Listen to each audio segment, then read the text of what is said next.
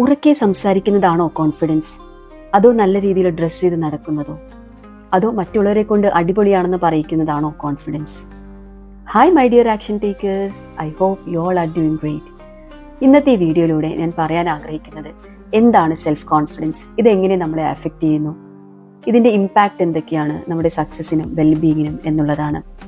ഈ ഒരു ടോപ്പിക്ക് വളരെ റിലവൻ്റ് ആയിട്ട് എനിക്ക് തോന്നി. കാരണം എനിക്ക് വരുന്ന മെജോറിറ്റി ക്ലയൻസിനും കോൺഫിഡൻസ് ഇല്ലാത്തതൊരു പ്രശ്നമായിട്ട് തന്നെ കാണാറുണ്ട്. സോ കമ്മിങ് ടു കോൺഫിഡൻസ്, എന്താണ് കോൺഫിഡൻസ്? നിങ്ങൾക്ക് നിങ്ങളുടെ കഴിവിലുള്ളൊരു വിശ്വാസം, എത്ര വലിയ ചലഞ്ച് വന്നാലും നിങ്ങൾക്ക് ഈസി ആയിട്ട് ഹാൻഡിൽ ചെയ്യാൻ പറ്റുന്നുള്ളൊരു വിശ്വാസം, അതാണ് കോൺഫിഡൻസ്. നമുക്ക് കോൺഫിഡൻസിൻ്റെ കുറച്ച് കോമൺ മിത്സ് നോക്കാം. പൊതുവെ പറയും കോൺഫിഡൻസ് ഉള്ളവർ അഹങ്കാരികളാണെന്ന്. സ്വന്തമായിട്ടൊരു ഡിസിഷൻ എടുക്കുകയോ പ്രോപ്പറായിട്ടൊരു ഫീഡ്ബാക്ക് കൊടുക്കുകയോ ചെയ്തു കഴിഞ്ഞാൽ അവന് അല്ലെങ്കിൽ അവൾ അഹങ്കാരിയാണെന്ന് പറയാറുണ്ട് നമ്മുടെ നാട്ടിൽ.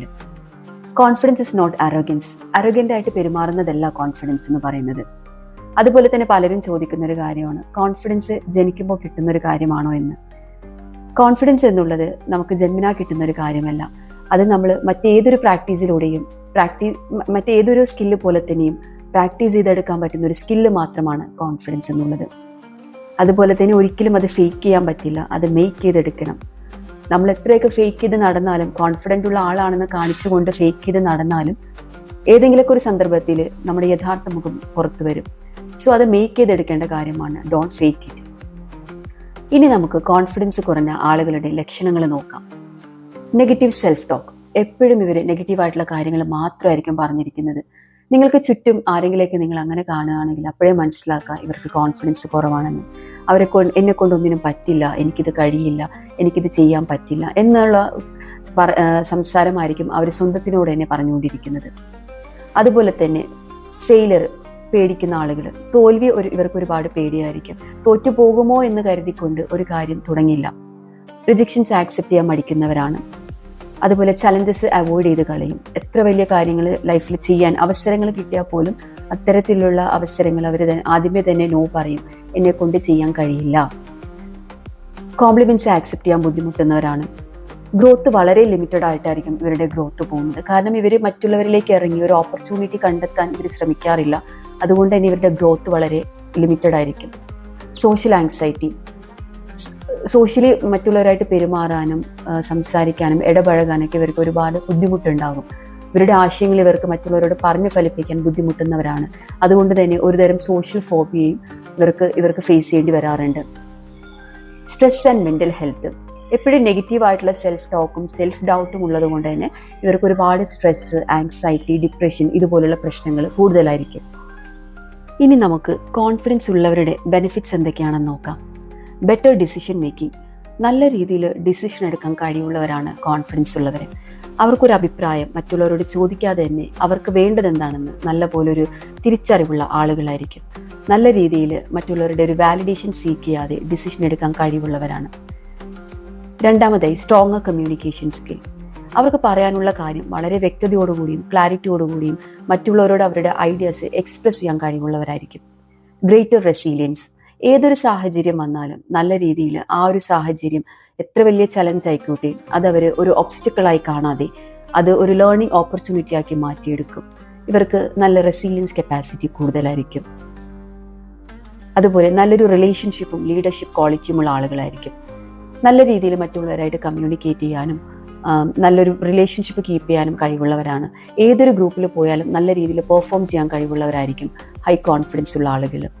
അതുപോലെ തന്നെ ഇവരുടെ ഏറ്റവും വലിയൊരു ഗുണം എന്താണെന്ന് വെച്ച് കഴിഞ്ഞാൽ പോസിറ്റീവ് മെൻ്റൽ ഹെൽത്ത്. എപ്പോഴും നല്ല പോസിറ്റീവ് ആറ്റിറ്റ്യൂഡോടുകൂടി നടക്കുന്നത് കൊണ്ട് തന്നെ ഇവർക്ക് നല്ല പോസിറ്റീവായിട്ടുള്ള ചിന്തകളും അതുപോലെ തന്നെ നല്ലൊരു പോസിറ്റീവ് മെൻ്റൽ ഹെൽത്തും ഇവർക്ക് കീപ്പ് ചെയ്യാൻ കഴിയും.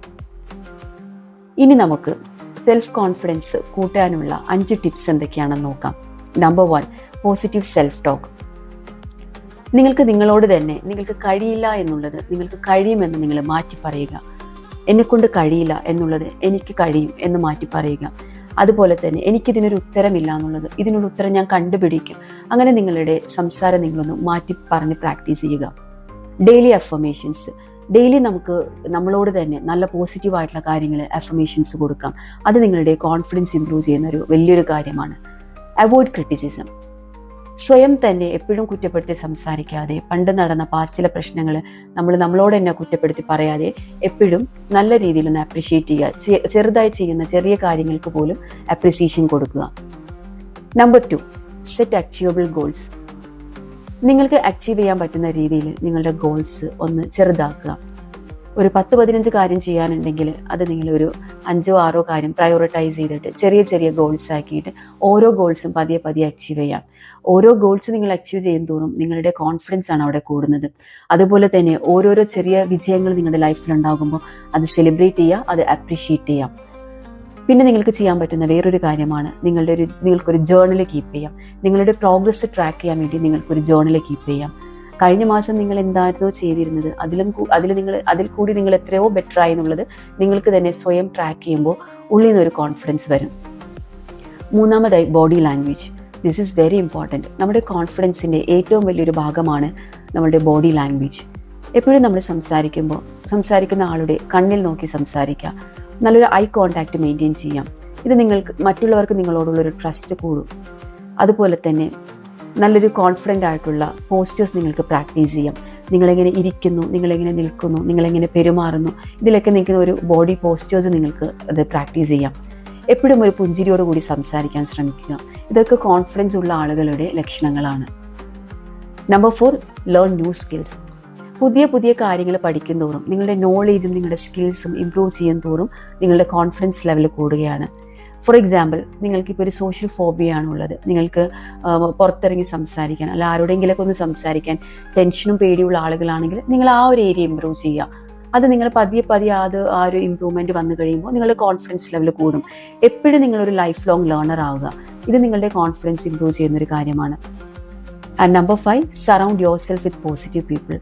നിങ്ങൾക്ക് ചുറ്റും എപ്പോഴും നല്ല പോസിറ്റീവായിട്ടും സപ്പോർട്ടിംഗ് ആയിട്ടുള്ള ആളുകളുടെ കൂടെ നിങ്ങൾ ഗ്യാദർ ചെയ്യാൻ ശ്രമിക്കുക. അവരുമായിട്ട് കൂടുതൽ ടൈം സ്പെൻഡ് ചെയ്യാൻ ശ്രമിക്കുക. നമുക്ക് തന്നെ കണ്ടാൽ അറിയാം, നമുക്ക് ചില ആളുകളോട് സംസാരിക്കുമ്പോൾ വളരെ പോസിറ്റീവ് ഫീലിങ്ങും എന്നാൽ മറ്റു ചിലരോട് സംസാരിക്കുമ്പോൾ ഒരു നെഗറ്റീവ് വൈബ് നമുക്ക് തോന്നും. ഈ പോസിറ്റീവ് ഫീലിംഗ് തരുന്ന ആളുകൾ പോസിറ്റീവായിട്ട് സംസാരിക്കുന്നത് കൊണ്ടാണ് നമുക്ക് അങ്ങനെ കിട്ടുന്നത്. സോ അങ്ങനെയുള്ള ആളുകളുമായിട്ട് കണക്ട് ചെയ്യാൻ ശ്രമിക്കുക. അവരിൽ നിന്ന് നമുക്ക് എന്തൊക്കെ പഠിക്കാനുണ്ട് അതാണ് നമ്മൾ നോക്കേണ്ടത്. അല്ലാതെ എപ്പോഴും നെഗറ്റീവായിട്ടുള്ള കാര്യങ്ങൾ പറയുന്നവരുമായിട്ട് കണക്ട് ചെയ്യുമ്പോൾ നമ്മളുടെ കോൺഫിഡൻസ് ലെവലാണ് അവിടെ കുറയുന്നത്. Limit toxic influences. ടോക്സിക് ആയിട്ടുള്ള കാര്യങ്ങളിൽ നിന്ന് നമ്മളൊരു ലിമിറ്റ് വെക്കുക. ഇത്തരം കാര്യങ്ങൾ ശ്രദ്ധിക്കുകയാണെങ്കിൽ നിങ്ങൾക്ക് കോൺഫിഡൻസ് വളരെയധികം ഇംപ്രൂവ് ചെയ്യാൻ പറ്റും. ഇനി ഞാൻ ആദ്യമേ പറഞ്ഞ പോലെ തന്നെ ബോണസ് ടിപ്സാണ്. നമ്മുടെ ഡെയിലി ലൈഫിൽ നമുക്ക് പ്രാക്ടീസ് ചെയ്യാൻ പറ്റുന്ന 4 ബോണസ് ടിപ്പാണ് ഞാൻ ഇനിയോടെ പറയാൻ വേണ്ടി പോകുന്നത്. അതിൽ നമ്പർ 1, വിഷ്വലൈസ് സക്സസ്. നമുക്ക് എല്ലാ ദിവസവും നമുക്ക് ഇരുന്നിട്ട് നമ്മുടെ സക്സസിനെ കുറിച്ച് നമുക്ക് വിഷ്വലൈസ് ചെയ്യാം. നമുക്ക് എന്താണോ ആവേണ്ടത്, നമ്മുടെ ഗോൾ എന്താണ്, നമ്മുടെ ഡ്രീം എന്താണ്, അത് നമ്മൾ മനസ്സിൽ കണ്ടുകൊണ്ട് നമുക്കൊന്ന് വിഷ്വലൈസ് ചെയ്യാം. ഇത്തരം കാര്യങ്ങൾ നമ്മളെ കോൺഫിഡൻസ് കൂട്ടാൻ ഹെൽപ്പ് ചെയ്യും. നമുക്ക് അതിലേക്ക് വേണ്ടി വർക്ക് ചെയ്യാനും ആക്ഷൻ എടുക്കാനും ഉള്ളിൽ നിന്ന് തന്നെ ഒരു ആഗ്രഹം വരും.